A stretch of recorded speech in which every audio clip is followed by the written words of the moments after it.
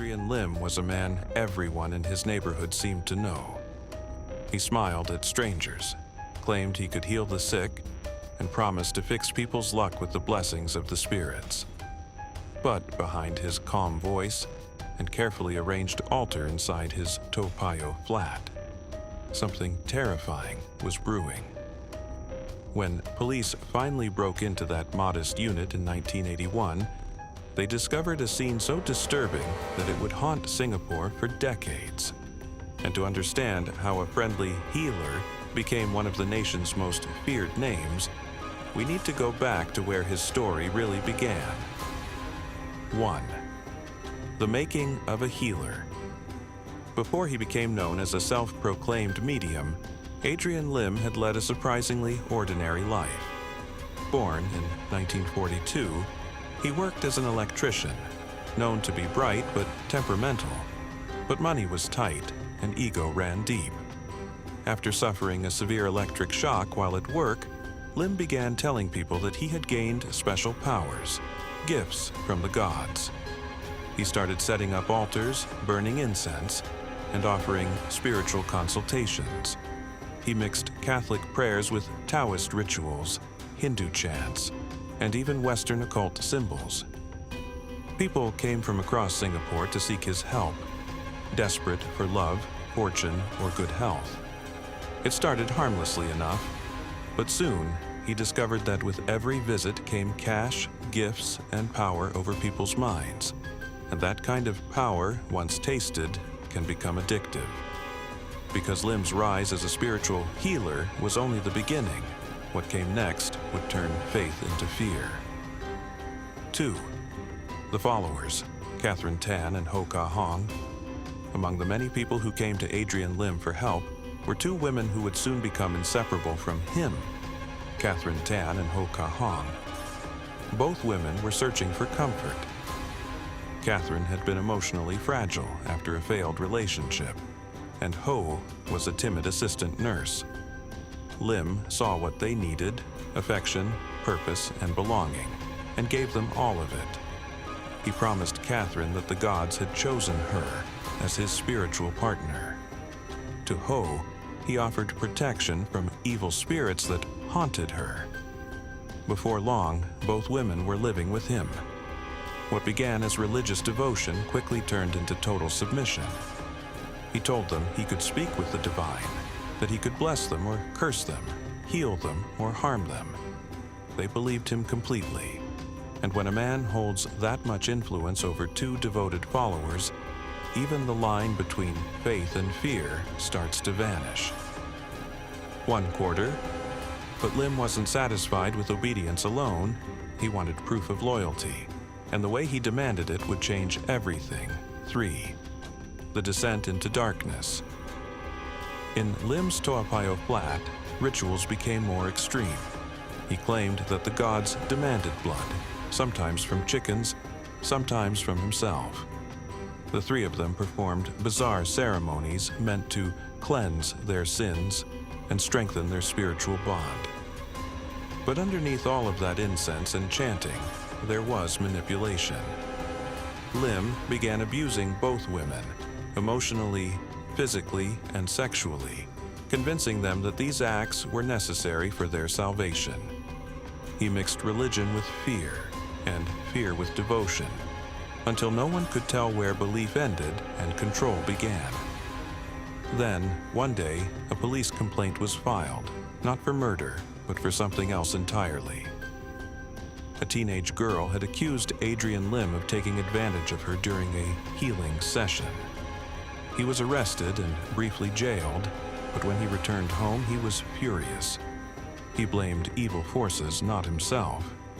And he convinced Catherine and Ho that they had to perform a ritual of revenge to drive those spirits away. That revenge ritual would become one of the most horrifying crimes in Singapore's history. And it all started with the belief that a few drops of blood could erase guilt. 4. The murders that shocked Singapore.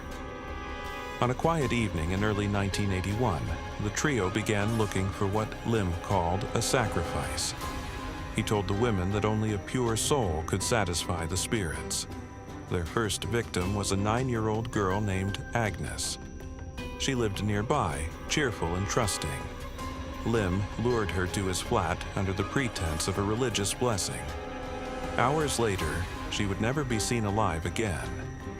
Days later, another child disappeared, a 10-year-old boy named Ghazali.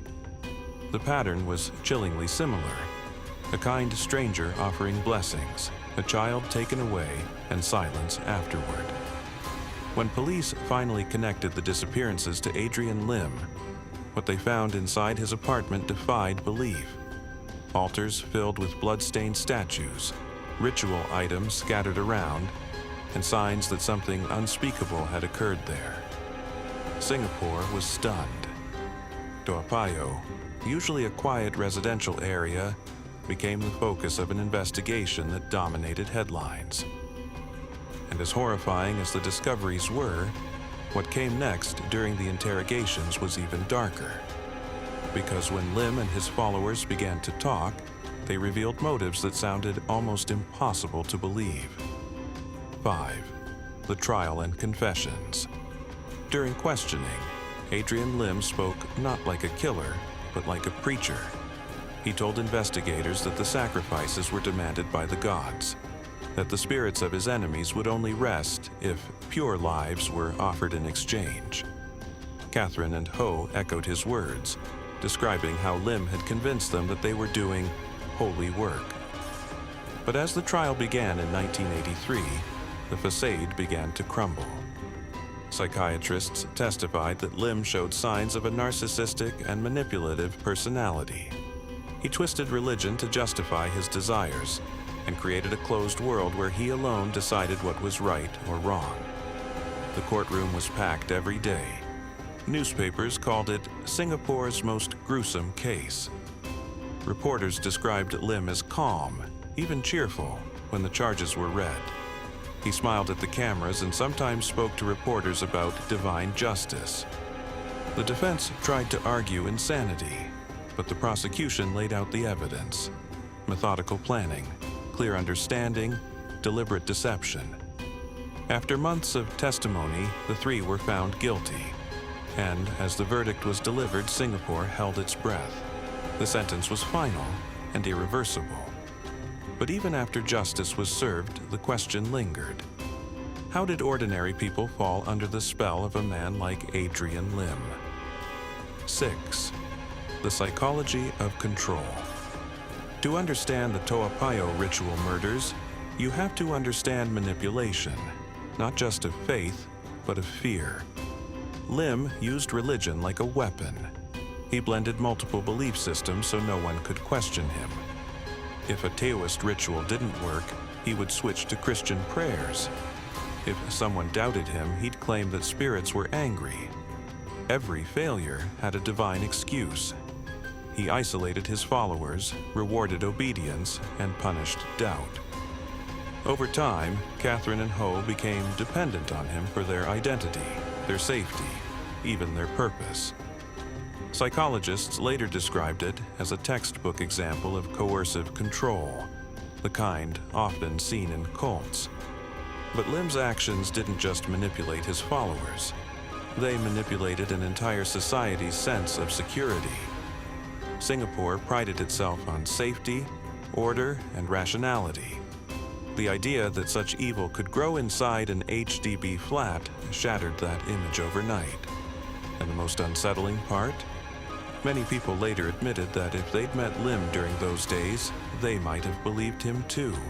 Because when fear meets faith, reason often disappears. And that brings us to the most haunting part of all, what this case left behind. 7. Aftermath and legacy. After the verdict, Singapore changed. People became more cautious about so-called spiritual healers. Authorities tightened rules around advertisements for mediums and fortune tellers. Parents warned their children not to trust strangers, even friendly ones from the neighborhood. The media coverage turned Adrian Lim into a name that generations would remember. Not as a monster in the shadows, but as a reminder of how manipulation can wear a smiling face. Documentaries, books, and psychological studies have since examined the case as a warning about blind obedience and the dangers of absolute belief. Catherine Tan and Hoe Ka Hong were often seen not just as accomplices, but as victims of psychological domination, women who had lost themselves entirely to Lim's influence.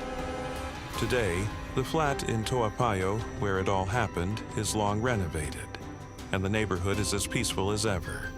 But for many Singaporeans, the story still lingers, a whispered, cautionary tale about the thin line between faith and fanaticism. Adrian Lim once claimed he could heal souls. In the end, he destroyed them, including his own. His story isn't just about crime. It's about how belief, when twisted by power, can lead ordinary people into extraordinary darkness. Because the scariest part of the Toa Payoh Ritual Murders isn't what happened inside that flat. It's the reminder that sometimes evil doesn't hide in the shadows. It hides in plain sight, smiling, praying, and promising salvation.